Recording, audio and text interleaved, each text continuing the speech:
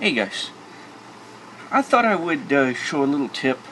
I know a lot of people with that print with ABS have problems like this, where parts lift. See how thick this is and how thin that is? That's because this part lifted. And I've got that pretty much cured. I screwed up on this piece. I let my glass get old with the coating. So this is a PET film that's on here. I just put this one on here, so this is a nice clean film. This is my trick for getting them to stick properly. Need a sanding pad of some kind. This happens to be a micro mesh, but you can just use a piece of sandpaper. Not real coarse. You know, this is like 800 or 600 or something like that. So the idea is I scratch it up in one direction. It's barely do anything to it. Then I'm going to flip it 45 degrees and do it again.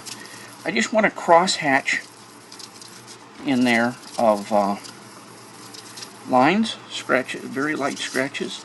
Now let's see. If I wipe that off now. I don't know if you'll be able to see that or not, but it's used to be very glossy, and now it's got a bit of a haze to it. Okay, that's what you want. Then I have my ABS acetone solution, and this is, you know, 4 or 5 ounces of acetone and maybe 2 or 3 inches of ABS dissolved in it. Shake it up every time you use it, because sometimes the ABS can fall to the bottom. Now I use natural ABS, so it won't affect the color of the print no matter what color you print with. Take a folded up paper towel. What I do, I flood it. First, especially the first time, I want a lot on there, and I'm going to go over this real slow because it's got to dry. Now, once I've got that on there, you can see it already drying up. I'll wait till it dries, and I'm going to do it again. The other trick is to have the nozzle as low as you can go. Now, it actually depends on the nozzle diameter that you use. I use a 0.35, so it's a fairly fine nozzle.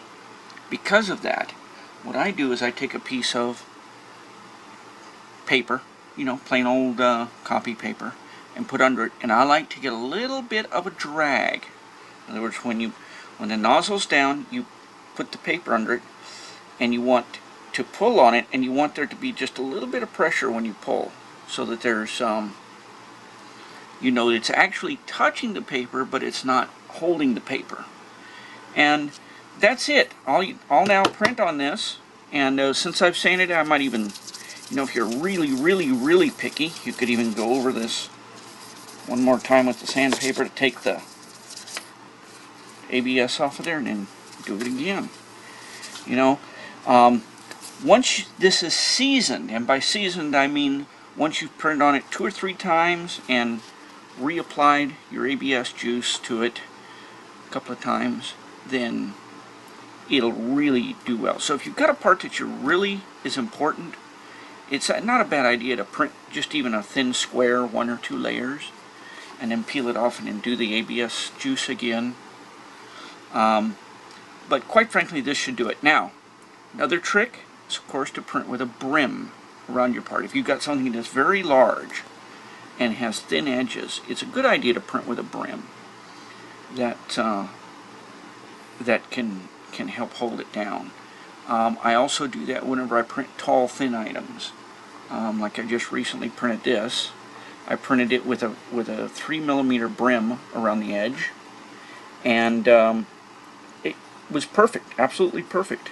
And I did it with my old PET film, which had cuts and scrapes and stuff, and little pieces of film missing from me gouging it. So, I just thought I'd show you that tip. I've never seen anybody really mention sanding down the PET film before applying the ABS acetone juice. Okay? And so, now I'll give you an idea what that looks like. It's just a matte finish. Okay? If you like this video, if it helped you at all, please click on the like button or click on the thumbs up button. It really helps out.